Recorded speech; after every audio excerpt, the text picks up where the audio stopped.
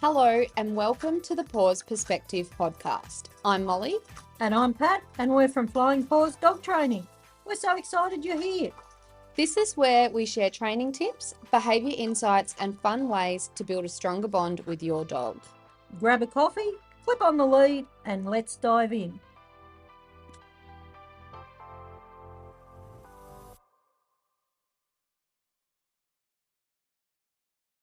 Hello and welcome back to the Paws Perspective podcast. I'm Pat. And I'm Molly. And we're from Flying Paws Dog Training. And today we're talking about probably our biggest qualification. I think so, definitely. The Family Dog Mediator qualification. It's a good one, isn't it? It is. So it's interesting when you're out and about and someone asks you what you do for a living. You say you're a dog trainer. But are we a dog trainer? Not really. What we do is we teach people to train their dog. Yep. Are we a people trainer? No, not really. Because they're normally known as teachers. So, which we do teach, but not in that context. So, that's when Family Dog Mediation came along and it just seemed the right thing, didn't it? Yeah, it just felt for the first time like something fitted. How did we come across it? I can't even remember now. Oh, it was a fair while ago. We'd heard, it was 2023. Was it 22, 23, something like that. We'd heard people talking about it, hadn't we, from this lady in America, and we'd never really looked into it until one of us must have come across it one day and said, do you want to do this? Seemed to fit, didn't it? It did.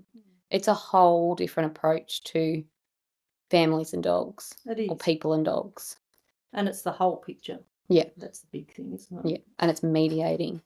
It's not the dog needs to do this. It's not the person has to fit their life around the dog. It's obedience and training and those sort of words. Yeah. It's finding common ground with everyone, really, isn't it? Yes. Yeah. Making everyone feel comfortable and safe. Yeah. That's really good.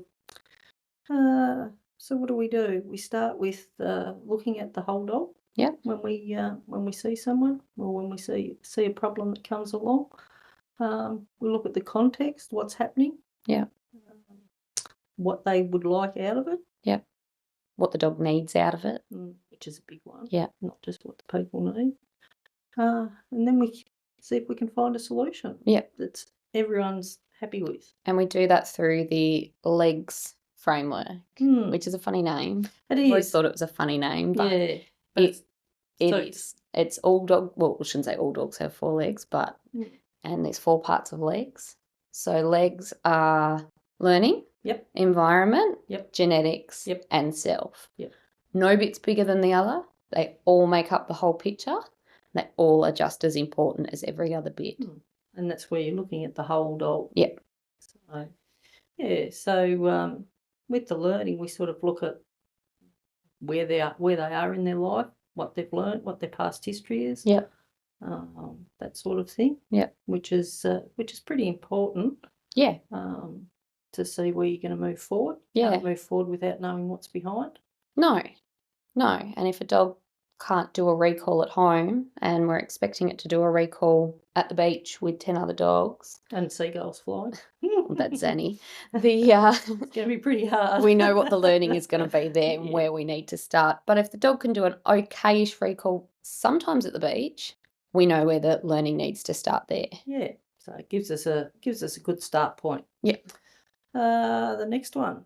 Environment. That's a big one. And that's everything external to the dog. So we can be part of the environment. Yep. Inside, outside, on a walk, beach, in the car, training.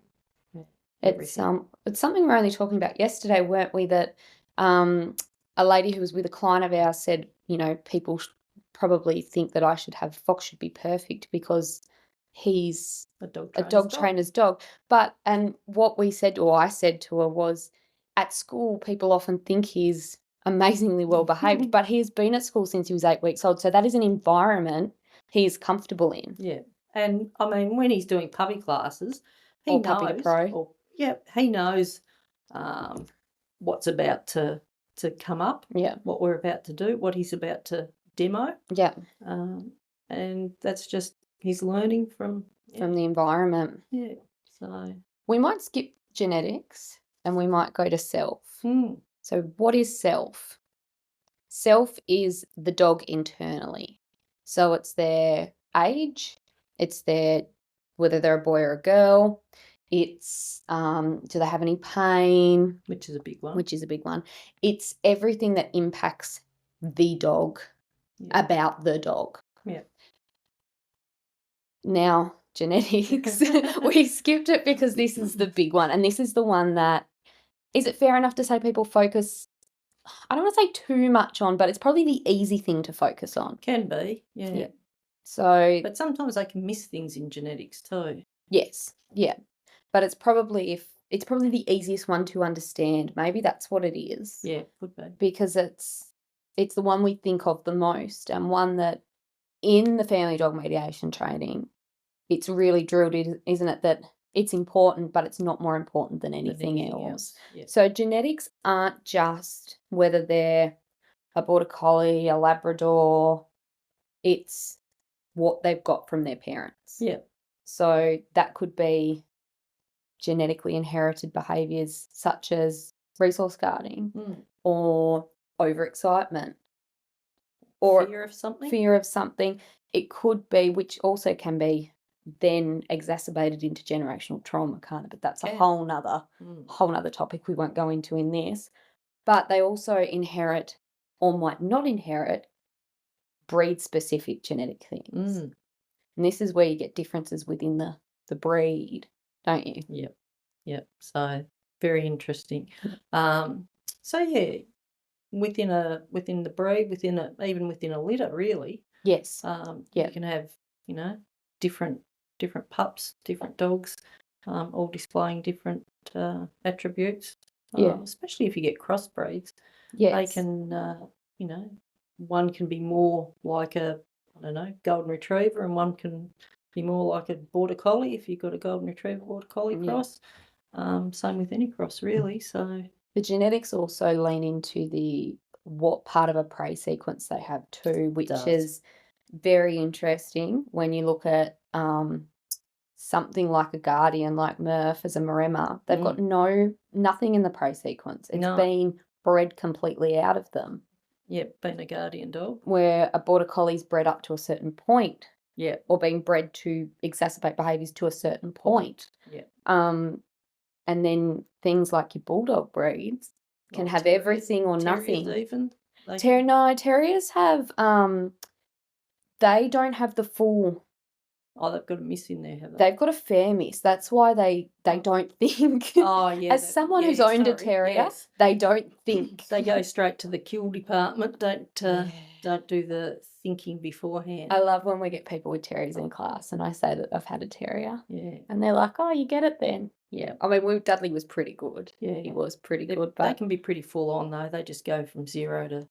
Because again, genetically, they were bred to do that, to go into a badger hole or a rat nest. Is it a rat's nest? Well, I suppose it is a rat's nest, isn't it? Yeah, to be told to go in there and just go in there and do it. They might come up against something 5 times the size of them. Yeah, they can't go, sorry, I don't want to be in here anymore. Well, I suppose they can, but they probably wouldn't have been very good. No, very good ratters. Pretty quick, yeah. But it's also the same as why, like Fox probably wouldn't be a very good herding dog. I'd be very interested. I've actually sent off a thing this morning for us. I reckon Zanny would be better at it than Fox. Yeah, Zen likes movement and stalking and that sort of stuff. But yeah, Foxy'd be interesting. He could be a bit of a dud in the sheep herding department. But not that Zen was bred to be a sheepdog either. But no, he wasn't. Yeah. But the 2 older ones were all right at it. But this is where it shows, doesn't it? Zan was bred as a showline, which a lot of people think the showlines don't have those instincts. They are still a border collie. They are still still have those genetic instincts. Yep. And Fox is border collie and he's got them, but they're not as strong. No. So, and my other 2, they had it, but full brother and sister, different litters, but one had it more than the other one. So yeah, it's a big topic, genetics. Oh, yeah, it's very interesting. Yeah, very interesting. Yeah. So, what are the benefits for families going through a family dog mediator? Well, we help you work out where you're at, where your dog's at, what you're actually trying to achieve, what the problem is, or the perceived problem, and then give you lots of different options on how to fix it. So your dog will be happy. Yep. You'll be happy, not as frustrated. And if you're not frustrated, you've got a better relationship with your dog. Yeah. Because we always want to keep that strong. Yeah. If you get frustrated and have to yell at your dog and things like that, it's not good. No. You don't want to do that. You don't get your dog to do that sort of thing with. So if we can come up with some solutions to help you, which are our hacks. Yes, we've got quite a few hacks. Yes, I think we've got over 30 now. Yeah, with the two different courses we've done. Yeah, so lots of different things, and some of them cross over. You can use them for a few different things. Why are they called hacks? Do you remember? Oh, pushing it a bit now. I'm old, remember. Memory's not too good. So Kim Brophy is the lady that came up with the Family Dog Mediation. Who's framework. very intelligent and very nice lady. Yeah, she's really good. She's very nice. Awesome. And the hacks, she decided they were hacks because it's not always training. Training, as she describes it, is a toolbox that you pick up and put down when you need it. But the hacks are more things that might be management with training. Yeah. Or maybe just management in certain situations. Yeah, sometimes it is just management. Or maybe just training in certain situations. It's not getting stuck in a training mindset. We've got to train the dog. Sometimes we need to control the environment, like our off-duty hack. Yep. That's a big one, controlling the environment. Yep. Sometimes it might be just showing the dog that, hey, actually that's not okay, like the get a grip hack. Yep. Yep. So taking a little bit of self-control. Which we can then implement training into. Yeah, that's right. So I think once upon a time it was all training. Yeah. You if you had a problem, you had to train the dog. Yeah. But it's not always training. Sometimes it's getting the dog to work out what's happening. Yeah. And then they can go, oh, okay. Yeah. If I do that, that happens. I might get moved away from something that I want. So it learns a bit of self-control. And I might not get put in that situation in the first place if I'm not sure of something. Which is helpful to them, so they feel safer and secure. So there's, The other big thing that the hacks do, and I think maybe this is a whole nother topic in itself, but one of the biggest things is, and we won't go into it now, but giving our dogs context. Yes. Yeah. And how that's important. But I feel like that may be a whole nother. Yeah, that's interesting context. Yeah. So that's a really interesting one. Yeah. And because our dog's pretty smart, so they pick up things pretty quick. I think in the last, was it 22 or 23? I really can't remember now. I'll have a quick little look, but I feel like you would agree with me in saying that our approach, it's changed our approach obviously in how we do it, but it's changed our approach in allowing us to slow down our lessons and just talk to the person. And sometimes we really should have known when we did this before we started recording. Sometimes that's just what you need to do, is talk to the person, let them get everything off their chest. 2023, wasn't it? Yeah. Sometimes they just come if they're, if you're really frustrated and you're at the end of your tether with your dog, you just can't, you've tried everything that you know. People always tell you, go and train the dog, get training, rah, rah, rah. Mm. But sometimes if you're just that frustrated, you come to a trainer and you just go, bleh, and spit everything out. So sometimes it just takes a couple of lessons just to talk through things, see where you're at, what you're frustrated at, and then see where the dog's at, what's happening. And for me, if things are happening at home or out and about, I like to get a picture in my head. So sometimes I can ask lots of questions about your house, which is just so that I can put it in my mind and then work out where we're going to do and how things are going to work. Because sometimes the other thing that we need to do is, if we come up with something that we might think works, if we've got a super smart dog in front of us, we've got to think about the problems that it might cause coming up. Yeah. So sometimes we have to think of what might happen if we implement those things, if there's going to be any problems or not, and fix those before they even happen. Yeah. So that's where I like to have And that's usually if it's a herding dog in front of us. Yes, it is. Yeah, definitely. But yeah, so sometimes it just takes a lesson or two just to chat. Usually then the people know us, they've calmed down a bit. We can talk through things, get a whole picture of what's happening. A holistic approach. It is. And then, implement some things, and nothing too hard. Again, No. we don't want hard things. We want things, we've all got busy lives. So we want things that are easy to implement, easy for them when they're busy to do, easy for the dog, keep everyone safe and happy and not frustrated. So it's a really awesome approach, really. So I think the biggest takeaway that we can give to people is that this qualification allows us to look at the whole dog. Yep. And the whole person. And the whole picture of the whole situation, and not just train your way out of it, because sometimes that's really hard. It is. Yeah, it can be very, very hard. So these hacks and things like that are awesome. Gives us a lot of other things to do. Yeah. I guess mediate. Yeah. Which is pretty much perfect summation of what we do. Yeah. Most days. Yeah. Is there anything else you want to add before we close off on family dog mediation? Oh, well, we might have something else that's coming up. Very exciting. Very exciting, especially for... And we're waiting just as much as you guys. This has been promised since July, August, like and there just kept being little hiccups. It's not us. It's the Family Dog Mediation creators. So there's something new on the go, and it's along my line. So I'm quite looking forward to. It might be a first for I was going to say it's definitely a first for the coast. It might be a first for the state, because we're the only family dog mediators in the state. Yeah.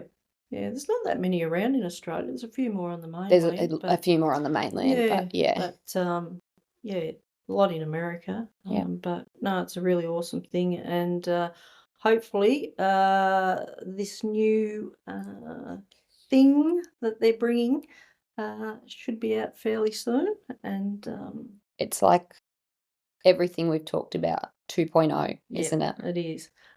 So very excited for that to come out, and hopefully it won't be too long at all. We've been onto it and seeing what the updates are and where they're at with it.